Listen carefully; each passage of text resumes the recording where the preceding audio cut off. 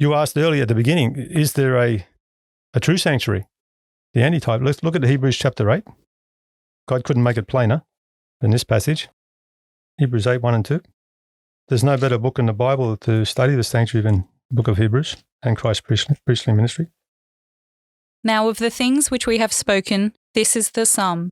We have such an high priest, who is set on the right hand of the throne of majesty in the heavens, a minister of the sanctuary and of the true tabernacle, which the Lord pitched, and not man. I mean, could you get a better passage than this? A clearer one. You asked earlier, where is Jesus called a high priest? We looked at 3 or 4 verses. Here's another one. And high priest on the right hand of the throne of God, this is a minister of the sanctuary, the true tabernacle, which God pitched, and not man. Of course, the writer here, I believe it's Paul. Some may disagree, but I believe it's the Apostle Paul. He's writing a long time after the ascension of Christ. Hebrews is somewhere around 65 AD. And so he's writing a long time after, and he says, Christ, the high priest, is at the right hand of the Majesty on high, at his throne, and he's the minister of what? The sanctuary of the true tabernacle, which the Lord pitched, and not Moses, not man.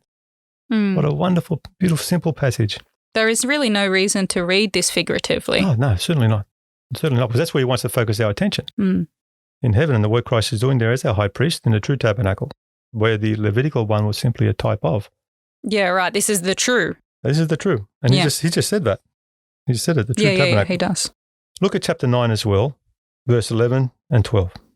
But Christ being come an high priest of good things to come, by a greater and more perfect tabernacle, not made with hands, that is to say, not of this building, neither by the blood of goats and calves, but by his own blood he entered in once into the holy place, having obtained eternal redemption for us.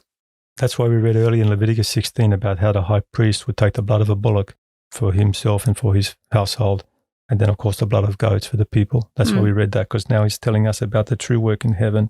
Remember that the little horn would take the daily from Christ and cast his truth to the ground, and the place of his sanctuary would be cast down. Apostle tells us here, the high priest entered not with the blood of goats and bulls like the Levitical priest, but with his own blood. And for what reason? Into the holy place, or into the holies. That means just Hagia, it means the holies. And for what?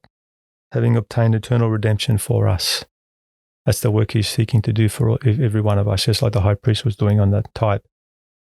And one more passage. Verse 24, same chapter. Over and over again, it tells us the same thing. For Christ is not entered into the holy places made with hands, which are the figures of the true, but into heaven itself, now to appear in the presence of God for us. Now, every Christian would believe Jesus is in heaven, appearing before God for us. All the evangelicals believe this. Why do they not believe then he's our high priest? And why do they not believe he's in a true tabernacle in heaven, in the holies? We've read it 3 times now.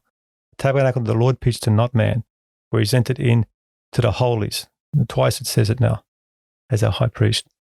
See, we can't just accept one as literal and the others as figurative. There's nothing figurative here.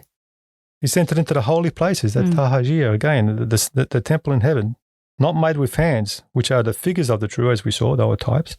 Heaven itself, now to appear in the presence of God, again, for us. Yeah, the type was to teach a literal beautiful lesson. Gospel lessons, absolutely.